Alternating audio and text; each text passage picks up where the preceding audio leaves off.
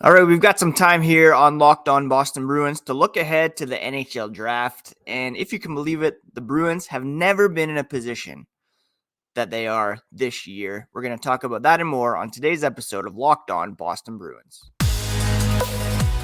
You're Locked On Bruins, your daily podcast on the Boston Bruins. Part of the Locked On Podcast Network, your team every day.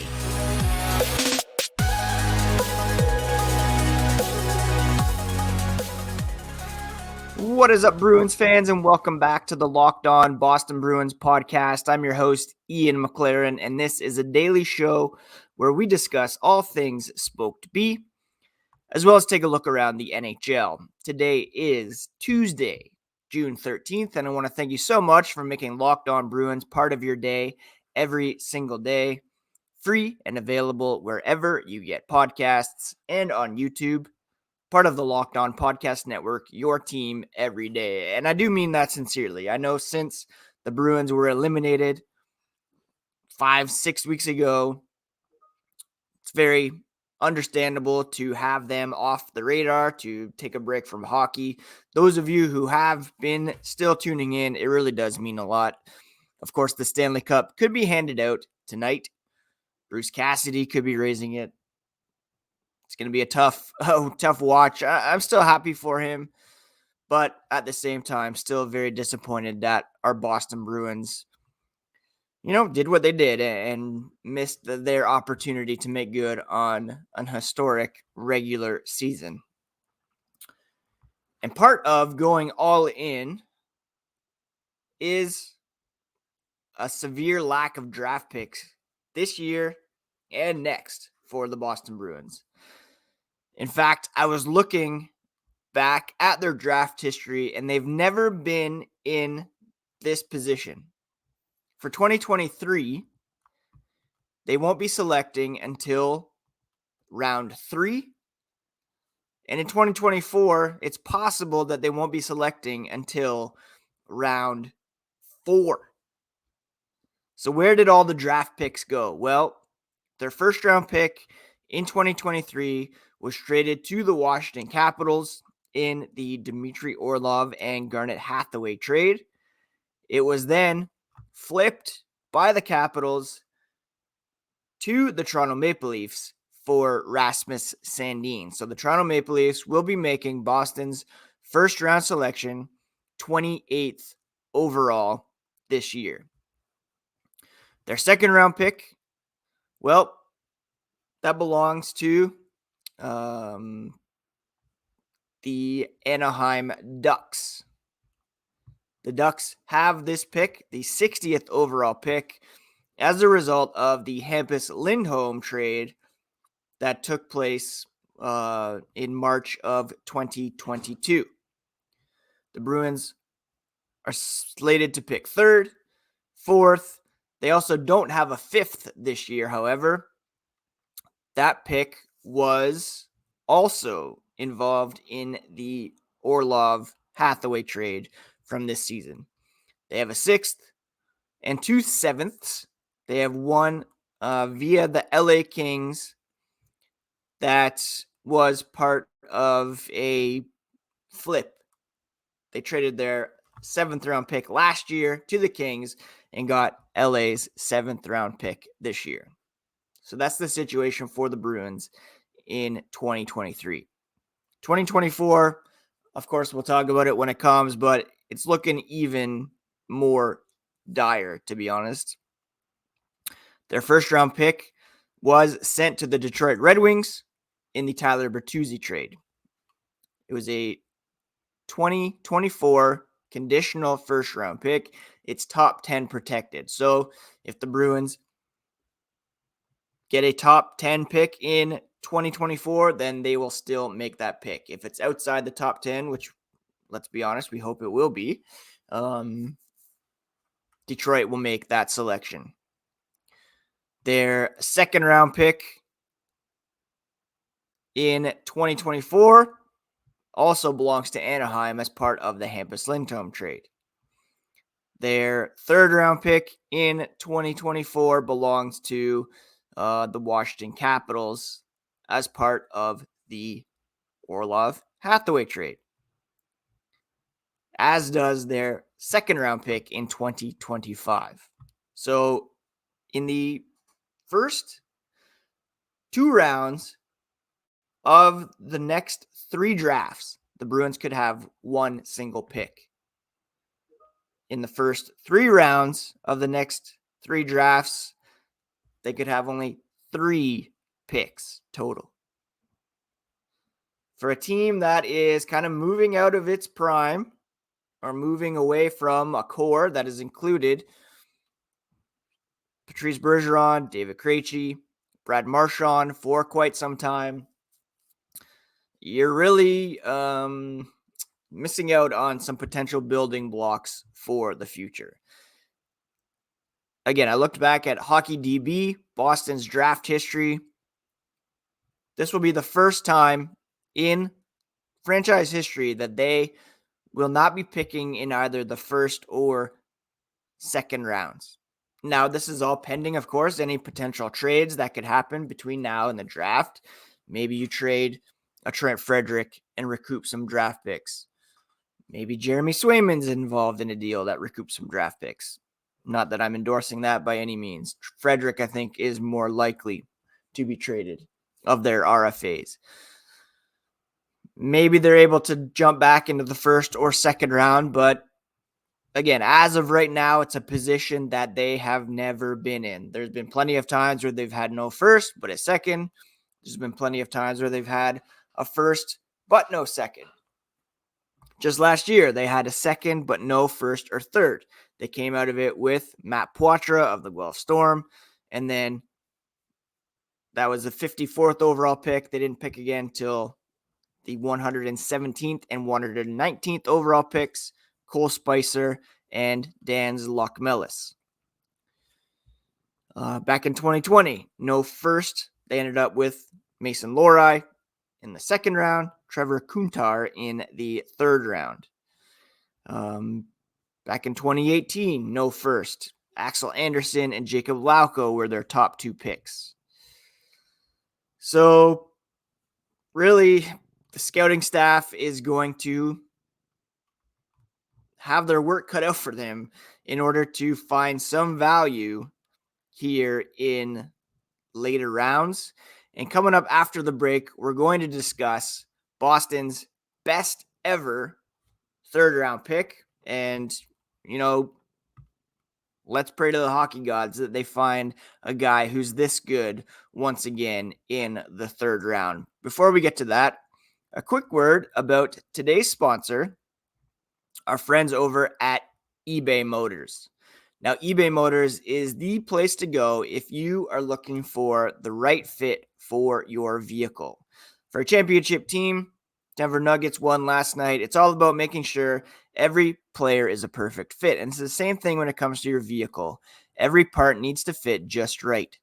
Next time you need parts and accessories, head to eBay Motors. They have a guaranteed fit, and you can be sure the part you need fits right the first time around. Just add your vehicle to My Garage and look for green check to know the part will fit or your money back. Now, that's available only to U.S. customers, eligible items only, but get the right parts, the right fit, and the right prices on ebaymotors.com. Let's ride. Thank you so much once again for making Locked On Boston Bruins part of your day every single day. The podcast is free and available wherever you get podcasts, and everydayers can expect continued coverage of the Boston Bruins. Looking to do a mailbag this week, so send in some questions. Also going to have a guest on and just bring you all the latest on the Boston Bruins. So, pretty easy to pinpoint the best third round pick in franchise history. First, let's look back at the best. Third round pick. The best third round pick in Boston Bruins history, without question, Brad Marchand. He's one of the best picks, period, in franchise history. He was drafted 71st overall back in 2006. He's played 947 career games for the Bruins, likely to hit his 1,000th game here coming up this season. 862 total points, 372 goals, 490 assists. He currently ranks near the top in points by a Bruins draft pick. Just an incredible run for a guy who was picked well behind some pretty notable players in NHL history. That year, he was picked 71st overall. He has the 5th highest point total from that draft class and will likely move up to 4th as early as this coming season. And he's got an outside chance at hitting the 1,000 point mark. 2 other guys from that draft class already there. You have Nicholas Backstrom, who was selected 4th overall. He's got 1,032 points in 1,097 games. Second leading point getter from that year is Claude Giroux, 1,002 points. Phil Kessel was drafted 5th overall by the Bruins that year. He has the 3rd most points from that draft class, followed by Jonathan Toews, who's at 883, and then Brad Marchand at 862, well ahead of the next closest guy, who is Jordan Staal. Boston made out pretty good that year. You have Kyle Okposo, who comes in after Staal, followed by Milan Lucic, 584 points in 1,173 games. Nick Foligno, who was drafted 28th overall by the Senators, he's right up there as well. And then it gets a bit thin in terms of notable names after that. But without question, Brad Marchand is Boston's best ever 3rd round pick. There's some others that are pretty notable as well. And if we look back at the list, again, Brad Marchand tops without question. Sergei Zholtok back in 1992 had a decent career. You have names, blast from the past, West Walls, Steve Hines, who I enjoyed using in NHL games. Pretty speedy, nice right-hand shot. Tom Fergus, Keith Crowder, going back to the 70s and 80s. Probably the next best guy in the 3rd round, Bill Ranford, who was a very good goalie for the Bruins, as well as for the Edmonton Oilers. Came back to the Bruins, played for the Capitals, Lightning, Red Wings, finished with the Oilers. Bill Ranford, I really loved as a Bruins draft pick. Of course, the most successful draft picks in Boston Bruins history in terms of career points. Ray Bourque, number 1, followed by Joe Thornton. Still wish he had been a career Bruin, to be honest, although things have worked out since his trade. Patrice Bergeron, number 3, followed by Phil Kessel. There was a guy named Ivan Boldarev who was selected in the 1969 amateur draft, who went on to have a very good career. Not going to lie, hadn't heard of him. Then you have Brad Marchand, David Krejci, other guys, Craig Janney, Tyler Seguin, Josef Stumpel. Of course, the Bruins have had only one recent number 1 overall pick since the NHL entry draft came into effect. Joe Thornton in 1997. Also had, Gord Kluzak in 1982. Defenseman for the Bruins there. But again, best 3rd round pick, without question, Brad Marchand. And then we already went through some of the other notables at that position in the third round. So, I mean,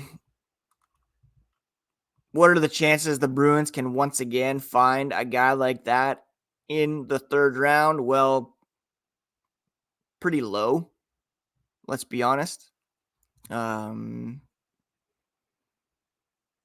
mean, Brad Marchand has developed into a franchise left winger and likely will have his number retired. Borderline Hall of Famer. That's a debate for another day. But looking at this year's draft, sure, it's deep. And we'll look at some guys they could get in the third round as we get closer to the draft. But hopefully, somehow they're able to work their way into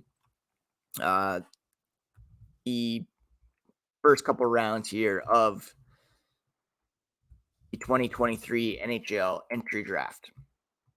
We're going to take a look at some news and notes from around the NHL here as we wrap up today's episode.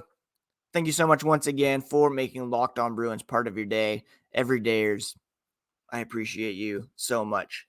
Big news for the Ottawa Senators this morning as it is announced that the sale has gone through to Toronto area billionaire Michael Andlauer. He had a small stake in the Montreal Canadiens. So some stability coming to Ottawa. A big cash infusion for sure. One of the richest guys in Canada taking over that team. Perhaps we'll see some changes in the front office, behind the bench, on the ice for the Senators as they look to make good on a pretty solid core that they have there in Ottawa. And a lot of people said it last summer, but I really think this coming year, over the next few years, they will be a team on the rise looking to move up into the Eastern Conference playoff picture. And they have some real elite talent there, specifically in Tim Stützle. Game 5 of the Stanley Cup final is set for tonight. And like I said off the top, Bruce Cassidy and the Golden Knights looking to lift the cup. It was a year ago yesterday that Bruce Cassidy was fired by the Boston Bruins. And I mean, I have not been able to really take a look at much in the way of this series. Watching the team that beat the Bruins against the team that is now coached by their old coach. Might check out tonight's game just to see the raising of the cup. That's always fun. But again, it will be kind of tough to watch Cassidy raise it. I wish him all the best. I think he got a raw deal in Boston in some ways. Not the reason that they lost last year. Kind of scapegoated a little bit, but good on him for making good on this opportunity to take another team to where he could not take the Boston Bruins. Looks like Peter Laviolette will be the new head coach of the New York Rangers. There's a new coach in Calgary. Should mention Dan Vladar was a third-round pick. Kind of a notable third-round pick for the Boston Bruins. And what else is going on out there? Yeah, the biggest news, of course, is the sale of the Ottawa Senators. Brett Harrison was a third-round pick in 2021. I believe he had some upside. Jacob Lauko back in 2018 could be a regular for the Bruins this year. I mentioned Dan Vladar. Matt Grzelcyk was a third-round pick in 2012. Hoping that he remains a Boston Bruin for this coming season. Michael Hutchinson, the goalie. But of course, Brad Marchand sticks out as the top third-round pick in franchise history, and it's not really particularly close. Bill Ranford, I would think, would be the next most notable name out there, followed by Sergei Zholtok, Marcel Kuzenow, not to be mistaken for the character on Barry. He's not very notable. Wes Walz, Steve Hines, and then the names kind of fall off from there. So that's what you have to look forward to at the draft this year. No first-round pick, no second-round pick, unless Don Sweeney can work some magic and get in there. All right, that's it for today's episode, my friends. I hope you're all doing well, taking care of yourselves, taking care of each other, and we'll talk to you again here tomorrow on a fresh episode of Locked On Boston Bruins, part of the Locked On Podcast Network, your favorite team every single day.